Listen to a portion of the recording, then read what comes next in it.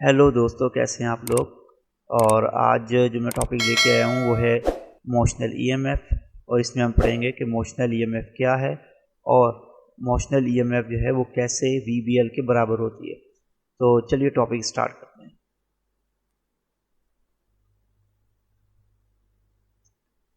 तो motional EMF क्या है। मोशनल ईएमएफ को समझने से पहले हम देखते हैं कि ये हमारे पास एक कंडक्टर है और हमें पता है कि कंडक्टर के अंदर बहुत से फ्री इलेक्ट्रॉन्स होते हैं, फ्री चार्ज होते हैं। और अगर हम इस कंडक्टर को प्लेस करें किसी मैग्नेटिक फील्ड के अंदर और वो मैग्नेटिक फील्ड जो है वो perpendicular to the length of the conductor हो, यानी कि मैग्नेटिक फील्ड जो है वो इन टू द पेज है, अगर यानी इसकी डायरेक्शन क्या है कि वो आपकी तरफ से टूवर्ड्स द कंप्यूटर स्क्रीन या पेज की तरफ है, और इसको हम शो करते हैं क्रॉस के साइन से। तो अगर किसी मैग्नेटिक फील्ड में एक कंडक्टर पड़ा हुआ है और मैग्नेटिक फील्ड जो है वो इन टू द पेज है और उसके अंदर एक कंडक्टर पड़ा हुआ है, और जब हम इस कंडक्टर को मूव करते हैं किसी मैग्नेटिक फील्ड के अंदर तो उसके ऊपर एक ईएमएफ पैदा होती है। अब ईएमएफ कैसे पैदा होती है, लेट्स सपोज यहाँ पे देखें कि अगर आपके पास एक मैग्नेटिक फील्ड है जो कि यहाँ पे मैंने शो किया नॉर्थ से साउथ, और यानी आपसे अवे जा रही है, आपकी तरफ से जा रही है कंप्यूटर स्क्रीन की तरफ, और उसके दरमियान में एक जो है वो हमने कंडक्टर रखा हुआ है इस तरह से। ये कंडक्टर आ गया इसमें, तो ये है मैग्नेटिक फील्ड, और ये हमने इसमें रख दिया है एक कंडक्टर जिसके अंदर बहुत से फ्री इलेक्ट्रॉन्स हैं, फ्री चार्ज हैं, और हमने इसके ऊपर लगानी है एक फोर्स, यानी कि हमने इसको करना है मूव। अब जब हम इसको मूव करेंगे तो इसकी मूवमेंट और मैग्नेटिक फील्ड का आपस में जो एंगल बनेगा वो 90 डिग्री का बनेगा। तो देखिए ज़रा मूव करने से क्या होता है। तो जब हम किसी भी कंडक्टर को मैग्नेटिक फील्ड में मूव करते हैं, और जैसा कि हमें पता है कि उस कंडक्टर के अंदर जो है वो चार्ज होते हैं, यहाँ पे हम पॉजिटिव चार्ज ले रहे हैं जिसके ऊपर फोर्स लगेगी, लेकिन हमें पता है कि जो एक्चुअल में करंट फ्लो करता है वो नेगेटिव चार्ज यानी इलेक्ट्रॉन्स की वजह से करता है, लेकिन एज अ कन्वेंशनल फ्लो हम यहाँ पे पॉजिटिव चार्ज कंसीडर कर रहे हैं। ठीक है, याद रहे कि रियलिटी में इलेक्ट्रॉन फ्लो करते हैं और उनके ऊपर नेगेटिव चार्ज होता है, लेकिन यहाँ पे एज कन्वेंशनल फ्लो हम लेते हैं कि यहाँ पे एक पॉजिटिव चार्ज है जो कि फ्री टू मूव है क्योंकि ये कंडक्टर है। और जब हम इसको मैग्नेटिक फील्ड में मूव करते हैं तो जिस डायरेक्शन में कंडक्टर मूव हो रहा है तो डेफिनेटली इसमें मौजूद चार्ज की वेलोसिटी भी उसी डायरेक्शन में मौजूद होगी। यानी जब हम कंडक्टर को राइट साइड पे मूव करेंगे तो इसके अंदर जो चार्ज है उसकी जो वेलोसिटी होगी, उसकी जो डायरेक्शन होगी वो भी राइट साइड पे होगी, जबकि ये जो डायरेक्शन है वो मैग्नेटिक फील्ड की है। तो जैसा कि मैंने बताया है कि कंडक्टर मूव कर रहा है राइट साइड पे, जबकि मैग्नेटिक फील्ड मूव कर रही है इन टू द पेज, तो इन दोनों के दरमियान जो एंगल बनेगा वो 90 डिग्री का बनेगा। तो ये है वेलोसिटी ऑफ चार्ज जो कि हम इसको मूव कर रहे हैं पूरे के पूरे कंडक्टर को राइट साइड पे। ये है मैग्नेटिक फील्ड, और इनके दरमियान जो एंगल बनेगा वो बनेगा 90 डिग्री। अब अगर अपने हाथ, सीधे हाथ को, राइट हैंड को इस तरह से रखें कि उसकी जो फिंगर्स को हम कर्व करें वेलोसिटी से मैग्नेटिक फील्ड की तरफ, तो उसकी थंब की जो डायरेक्शन है वो हमें ये शो करेगा कि इस चार्ज के ऊपर जो मैग्नेटिक फोर्स अप्लाई हो रही है उसकी डायरेक्शन क्या है। तो यहाँ पे हम देख सकते हैं कि मैग्नेटिक फोर्स की जो डायरेक्शन है जो चार्ज पे अप्लाई हो रही है वो अपवर्ड है। तो जैसा कि मैंने बताया है कि मैग्नेटिक फोर्स जो कि इस रेड कलर में है, और वेलोसिटी जो कि ग्रीन कलर में है, और मैग्नेटिक फील्ड जो कि ब्लू कलर में, इन सब का जो आपस में एंगल बन रहा है वो 90 डिग्री का है, यानी एक दूसरे के परपेंडिकुलर होंगे। तो जब हम चार्ज को मूव करेंगे तो चार्ज के ऊपर एक मैग्नेटिक फोर्स अप्लाई होगी, और चार्ज मूव कैसे होगा, असल में हम कंडक्टर को मूव करेंगे। तो जब हम कंडक्टर को मूव करेंगे तो डेफिनेटली वही डायरेक्शन चार्ज की भी होगी। जब चार्ज की वेलोसिटी मूव होगी और चार्ज मूव होगा इन द कंडक्टर, तो इसके ऊपर कंटिन्यूसली फोर्स अप्लाई होती रहेगी, और वो हमें पता है कि उस फोर्स की डायरेक्शन होगी अपवर्ड। और जैसे ही चार्ज के ऊपर फोर्स अप्लाई होगी तो अपर साइड यानी कि ऊपर वाली साइड वहाँ पे एक पॉजिटिव चार्ज जमा होना शुरू हो जाएगा क्योंकि उनके ऊपर फोर्स लग रही है। और जैसे जैसे ऊपर पॉजिटिव चार्ज जमा होगा नीचे जो है वो नेगेटिव चार्ज जमा होना शुरू हो जाएगा। यानी जब पॉजिटिव ऊपर की तरफ जाएगा तो नीचे हमारे पास नेगेटिव चार्ज आएगा। तो ये हमारे पास पॉजिटिव चार्ज है और ये हमारे पास नेगेटिव चार्ज।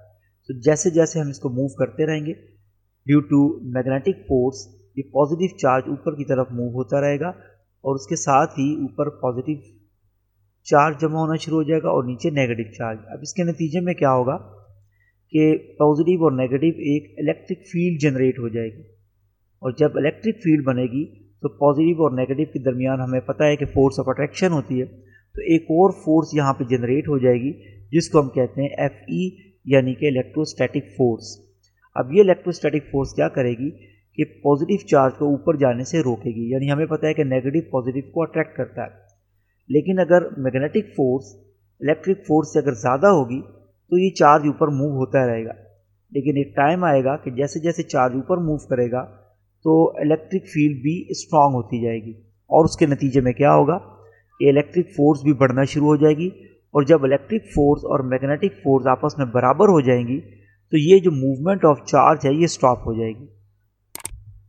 तो ये जो हमारा ऊपर एंड है जहाँ पे पॉजिटिव चार्ज जमा है, इसको हम कह देते हैं कि ये पॉइंट ए है, और नीचे वाला पॉइंट हमारा जो है वो पॉइंट बी है। और पॉइंट ए और बी के दरमियान जो है वो एक फोर्स बन गई है जो कि इलेक्ट्रिक फील्ड की वजह से बनी है, और उसकी डायरेक्शन पॉजिटिव से नेगेटिव होती है। तो इलेक्ट्रिक फील्ड की या इलेक्ट्रिक फोर्स की डायरेक्शन नीचे की तरफ है, जबकि मैग्नेटिक फोर्स की डायरेक्शन जो है वो ऊपर की तरफ है जो चार्ज पे लग रही है। और जब तक मैग्नेटिक फोर्स इलेक्ट्रिक फोर्स से ज़्यादा होगी तो ये कंटिन्यूसली चार्ज यहाँ पे जमा होता रहेगा। लेकिन मैंने बताया कि एक टाइम ऐसा आएगा जब इलेक्ट्रिक फोर्स भी मैग्नेटिक फोर्स के इक्वल हो जाएगी, तो उस टाइम पे अब मज़ीद ऊपर चार्ज जमा नहीं हो सकता और यहाँ पे हमारे पास एक EMF इंड्यूस हो गई है। अब आप देख सकते हैं कि ये बिल्कुल एक जो है वो प्राइमरी सेल या सेकेंडरी सेल की तरह एक्ट करता है, जिसका एक एंड यानी कि ऊपर वाला एंड जो है वो पॉजिटिव है, नीचे वाला नेगेटिव है। अब अगर हम यहाँ पे कोई कंडक्टर कनेक्ट करेंगे तो इसके अंदर करंट भी फ्लो करेगा। तो इस कंडीशन में अब हमारी मैग्नेटिक फोर्स जो चार्ज पे अप्लाई हो रही है और इलेक्ट्रिक फोर्स वो दोनों इक्वल हो चुकी है। तो चलिए इस इक्वेशन को सॉल्व करते हैं। तो इस वक्त हमारा कंडक्टर एक यूनिफॉर्म मैग्नेटिक फील्ड में यूनिफॉर्म वेलोसिटी के साथ मूव कर रहा है, और इस मूवमेंट की वजह से क्या हुआ है कि एक मैग्नेटिक फोर्स लगी है जिसने ऊपर की तरफ चार्ज को पुश करना शुरू किया है, और उसकी वजह से एक इलेक्ट्रिक फील्ड भी जनरेट हुई है जिसकी वजह से एक इलेक्ट्रिक फोर्स जनरेट हो गई। और जब कंटिन्यूसली इसको मूव करते रहेंगे तो हम कहेंगे कि मैग्नेटिक फोर्स बराबर हो गई है इलेक्ट्रिक फोर्स के। अब क्योंकि ये दोनों फोर्स बराबर है तो अब और ज़्यादा चार्ज इसके ऊपर जमा नहीं होगा, तो यहाँ पर हम कहेंगे कि हमारे पास एक EMF जनरेट हो चुकी है।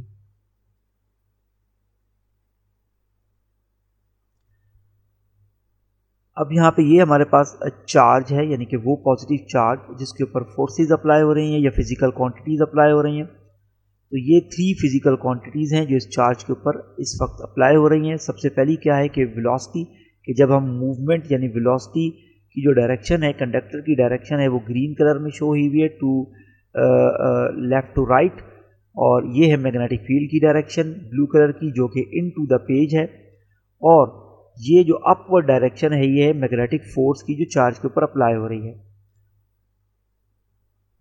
अब जो हमारी मैग्नेटिक फोर्स है जो इस चार्ज के ऊपर अप्लाई हो रही है वो डायरेक्टली डिपेंड कर रही है अमाउंट ऑफ चार्ज पे, यानी जितना ज़्यादा चार्ज होगा फोर्स भी उतनी ही ज़्यादा लगेगी। दूसरी चीज़ क्या है कि मैग्नेटिक फील्ड, अगर तो मैग्नेटिक फील्ड बहुत ज़्यादा स्ट्रॉन्ग है तो भी हमारा जो फोर्स है वो ज़्यादा होगी।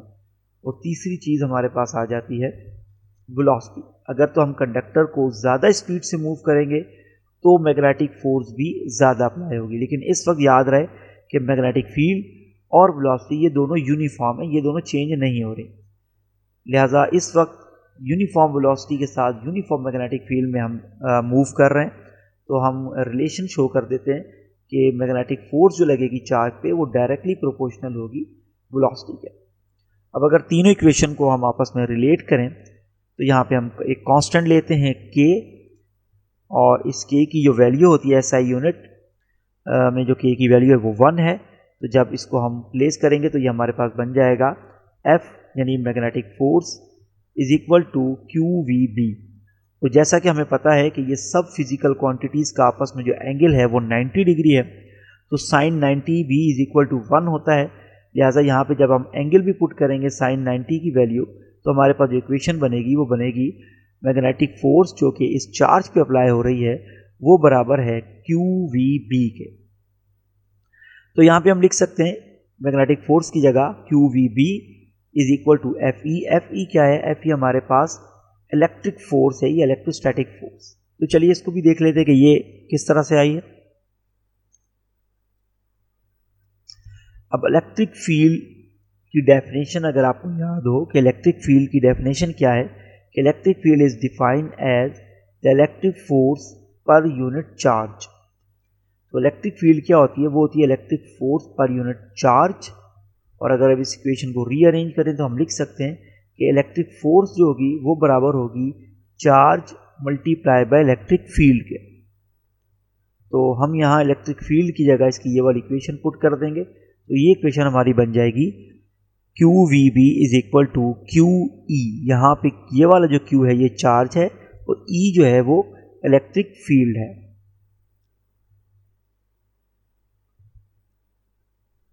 अब Q से Q जो है वो दोनों तरफ से कैंसिल आउट हो जाएगा, तो हमारे पास जो इक्वेशन बनेगी वो बनेगी VB is equal to E, यानी magnetic field velocity is equal to electric field.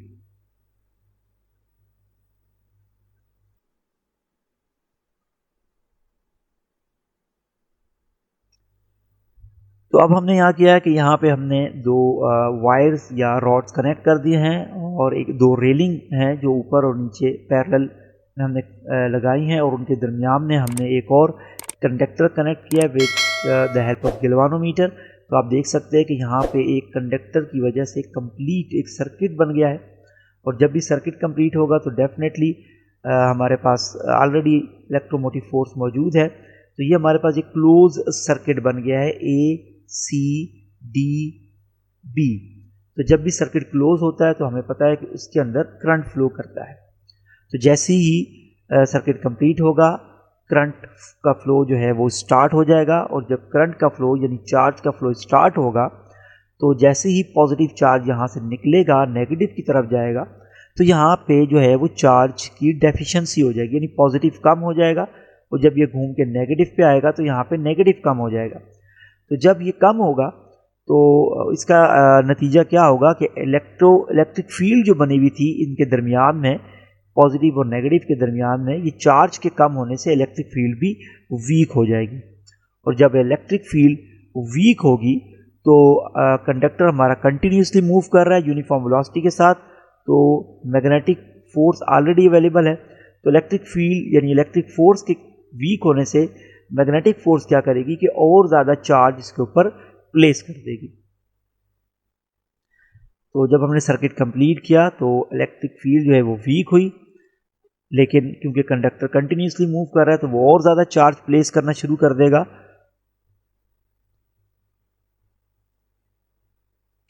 तो अब इसको हम यहाँ पे देख लेते हैं कि ये हमारे पास एक पॉजिटिव चार्ज है और नीचे हमारा जो है वो नेगेटिव चार्ज है, यानी कि एक इलेक्ट्रिक फील्ड है पॉजिटिव और नेगेटिव। और हमें पता है कि इलेक्ट्रिक फील्ड की जो डायरेक्शन होती है वो पॉजिटिव से नेगेटिव होती है। उसके दरमियान में एक हमने चार्ज प्लेस किया हुआ है, और इस चार्ज के ऊपर इस वक्त जो फोर्स लग रही है जिसको हम इलेक्ट्रिक फोर्स कहेंगे, तो इलेक्ट्रिक फोर्स जो पॉजिटिव चार्ज पे लगती है वो टूवर्ड्स इन नेगेटिव लगती है। यानी इस डायग्राम में जो आपको नज़र आ रहा है पॉजिटिव चार्ज, इसको अगर हम यहाँ पे प्लेस करते हैं तो फ़ौरन नेगेटिव की तरफ मूव करेगा, यानी नेगेटिव इसको अपनी तरफ अट्रैक्ट करेगा, और इसी को हम कहते हैं कि इसके ऊपर एक इलेक्ट्रिक फोर्स अप्लाई होगी। अच्छा, अब अगर हम इसको मूव करना चाहते हैं अपवर्ड, तो हमें इसके ऊपर वर्क डन करना पड़ेगा, यानी एक फोर्स लगानी पड़ेगी, और ये वही मैग्नेटाइजिंग फोर्स है, ये इस चीज़ को ऊपर की तरफ लेके जाती है। तो इसको अगर हमने इसके ऊपर फोर्स लगाएंगे opposite to the electric field, तो इसके अंदर एक एनर्जी स्टोर हो जाएगी। तो इसको हम कहते हैं कि इसके अंदर जो एनर्जी स्टोर होगी इसको हम कहते हैं इलेक्ट्रिकल एनर्जी या वोल्टेज। वो किसके बराबर होता है कि work done on a unit charge. यानी जब भी हम किसी चार्ज के ऊपर फोर्स लगाते हैं, इसको फील्ड के अगेंस्ट यानी अपोजिट मूव करते हैं, तो उसके अंदर एक एनर्जी स्टोर हो जाती है। यानी हमने उसके ऊपर वर्क डन किया तो उसके अंदर एनर्जी स्टोर होगी। अब जब हम इसको रिलीज करेंगे, ये फौरन नीचे की तरफ वापस आएगा। तो इसको हम कहते हैं कि वोल्टेज, यानी जितना ज़्यादा हम वर्क डन करेंगे उतना ही ज़्यादा हमारे पास इसमें वोल्टेज आएगा, और इसको हम कहते हैं चेंज इन वोल्टेज, या इसको हम पोटेंशियल ग्रेडियंट भी कहते हैं, क्योंकि ये जो पोटेंशियल चेंज हो रहा है ये इसकी पोजीशन के साथ हो रहा है। यानी जितना ज़्यादा हम दूर लेके जाएंगे उतना ही ज़्यादा इसके अंदर वोल्टेज जनरेट होगा। तो यहाँ पे हमने इक्वेशन लिख दी है कि चेंज इन वोल्टेज जो होगा वो बराबर होगा W/Q के, यानी कि वोल्टेज जो होता है वो बराबर होता है work done on a unit charge. अब W क्या होता है? W हमें पता है वो होता है force multiply by distance and cos theta, यानी F.D। और F क्या है वो हम ऑलरेडी देख चुके हैं कि F जो बराबर होता है वो होता है F is equal to QE के। F जो है वो QE के बराबर है। तो हम ऊपर वाली इस इक्वेशन में यहाँ पे हम प्लेस करेंगे F की वैल्यू, तो हम लिख सकते हैं कि W is equal to QE dot D and cos theta. और जबकि हमें पता है कि फोर्स जो है वो नीचे की तरफ लग रही है और उसके दरमियान जो हम मूव कर रहे हैं अपवर्ड, इन दोनों के दरमियान डिस्टेंस और फोर्स के दरमियान जो एंगल है वो आपका 180 डिग्री है। तो जो हमारा कॉस 180 होता है वो -1 के बराबर होता है। तो अगर हम कॉस 180 की जगह -1 प्लेस करेंगे तो हमारी इक्वेशन बन जाएगी W यानी कि work is equal to QE dot D multiply by -1। और जब इसको हम मल्टीप्लाई करेंगे तो ये इक्वेशन हमारी बन जाएगी W is equal to -QE dot D। याद रहे ये जो QE है ये हमने रिप्लेस किया है फोर्स की जगह, ये फोर्स थी। तो फोर्स क्योंकि इलेक्ट्रिक फील्ड की है तो इलेक्ट्रिक फोर्स जो होती है वो QE के बराबर होती है। और माइनस साइन कैसे आया? ये 180 डिग्री के कॉस थीटा की वजह से आया। अब इस इक्वेशन में आप देखें ऊपर वाली इक्वेशन में W है, तो इस W की जगह हम इस W की वैल्यू जब हम प्लेस करेंगे इसकी जगह, तो अब हमारी जो इक्वेशन बन जाएगी वो बन जाएगी यानी कि change in voltage is equal to -QE dot D divide by Q। तो यहाँ पे भी हम देख सकते हैं ऊपर भी Q है इक्वेशन के, नीचे भी Q है, ये दोनों कैंसिल आउट हो जाएंगे। तो हमारे पास जो इक्वेशन बनेगी वो बनेगी delta V is equal to -E जो है वो इलेक्ट्रिक फील्ड है डॉट D जो है वो डिस्टेंस है, और इसी को हम कहते हैं पोटेंशियल ग्रेडियंट, यानी कि change in voltage with change in distance. और इस इक्वेशन को हम ऐसे भी लिख सकते हैं कि E यानी कि electric field is equal to minus delta V divide by D। तो हमने सिर्फ इस इक्वेशन को रीअरेंज किया है, E is equal to delta V divided by D। अब हम E की जगह ये वाली वैल्यू प्लेस करेंगे तो हमारी जो इक्वेशन है यहाँ पे वो बन जाएगी VB is equal to delta V जो कि पोटेंशियल ग्रेडियंट है डिवाइडेड बाय D जो कि डिस्टेंस है।